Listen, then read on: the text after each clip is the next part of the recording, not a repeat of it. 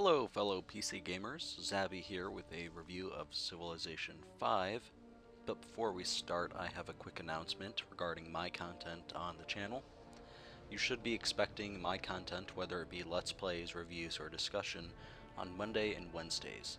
Sorry I haven't been posting regular content, but that should be changing soon. Okay, on to the review itself. Civilization 5 is a turn-based strategy game on PC that is developed by Firaxis Games and published by 2K Games. It is well received overall by many of the major reviewing people, but it has been received slightly worse by the public because of well, I'll get into it later. But let's start off with the pros and then move on to the cons like usual. So, this game is a turn-based strategy that has a number of empires available. You start off in whatever age you choose, whether it be the Bronze Age or the Renaissance. You can really choose where you want to start. You can start in modern times, you can start in the Bronze Age, you can start wherever in between you want. That is a nice choice that has been available in pretty much all of the civilizations that I can remember. But this game has gotten a number of changes from the other Civilization games. One of the first you may notice is the grids. Instead of having square grids, it has hexagon grids. This is, I find it a pro because it allows more natural movement, whereas in squares you're sort of trying to find the quickest way, you're trying to go diagonal, and this way it feels smooth and it works. Feels more like an actual landscape rather than a divided, sectioned off one. Now, the user interface is extremely simplified. This is a really good thing for new people to the Civilization series, while it may be seen as sort of a restriction to those veterans that are used to having so many options available to them. First of all, it does help because it will select every unit and it will tell you have to move this unit, you have to move this unit. Oh look, your research is done. Start some new research. And it doesn't give you a choice whether you want to start research or not. But this is good for new people because they aren't used to managing all these things, so it's easier on them. But for veterans that feel like they want to have control, it may feel restricting.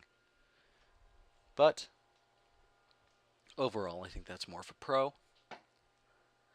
There's plenty of difficulties as always, and something else that has been changed along with the hexes. On the grid, you can only have one military unit per hex. So you can't stack up armies and send them sprawling towards enemy cities. You have to be very strategic about what units you put in what order. You know, you want to have your good defensive units in front of your archers and in front of your artillery and so forth. So basically it feels a little bit more strategic than the previous ones because of this choice. And it is a good design choice. It adds to the depth. And not to mention, it makes the turn times a lot less. I mean, you don't have to sit there and watch stacks of armies moving. You just see these units, which can only inhabit one hex. The cities can defend themselves. This is another major design choice. I mean, they're not that effective at it. I mean, it takes quite a few turns to kill a barbarian. So you have to add more units to defend your city.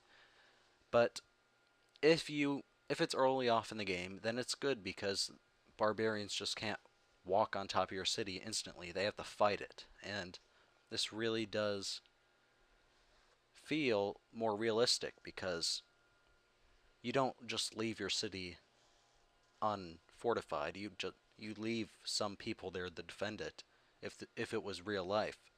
So it makes sense, and I don't know why it wasn't this way from the beginning, to be honest. It seems almost like it would be natural. And the single player is overall pretty addicting, just like all the other Civilization games. It will draw you in and it will keep you playing over and over and over again. Um, we should probably move on to the cons now, because you've heard most of the pros. The cons, well, the most major one is probably the multiplayer. The multiplayer, as you may have heard, has no animations. This means that the units warp around the map, and that when the units fight, it doesn't have a combat animation. It just happens. There's a little tiny notification up there that says this unit fought this unit, and then they take damage. This takes a lot of the fun away from the game because you want to see these juicy animations. You want to see them shoot them horsemen, or you want to see them slash them with their swords, or whatever it may be. And that is part of the charm of Civilization. So when they got rid of these to lessen the turn times, a lot of people received this badly, and there are no mods or anything to change it, unfortunately. This means that the multiplayer is very confusing and discombobulating, and it's extremely confusing when you're trying to understand what's going on. So many people have said that they are just going to stick with Civ 4 multiplayer and that they are going to enjoy that a lot more. Another thing that's a little bit screwed up compared to the other civs is the religion and espionage. Um, I know that there's an expansion for this, but as far as the other ones were concerned, they didn't need an expansion. They came with religion, they came with missionaries, and they came with these things. But this, you have to buy a whole nother expansion. The expansion adds to the game, and it did more than what was provided in Civ 4 and Civ 3, so I guess you could argue that. But there are no missionaries whatsoever in this, and it sort of takes away some of the depth. It's more of a military-oriented strategy game rather than a cultural one or a religious one. The AI has been complained about by many people. It acts very strange, and I know this. It will 1 second be your friend, and then the next turn it will declare war on you for no reason whatsoever. It doesn't really know what it's doing, and it's very odd. It's the other AIs in Civilization games were pretty well made, and they felt like you were facing actual leaders. And this, you feel like you're facing some amateur king or president or leader, and it's really odd. It doesn't detract too badly from the overall gaming experience, but it is notable.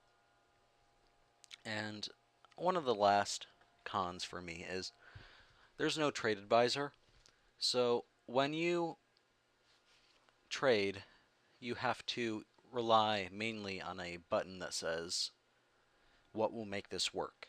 And for new people, this may be just an easy click, but it kind of feels like you're getting ripped off, and they don't new people can't really toggle the values. They can't really say, okay, well, maybe if I give you a little more gold and one less iron, then maybe it's a deal.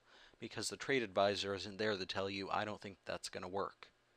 So, as you can see here, he wants to do a trade with me, so I can just click accept.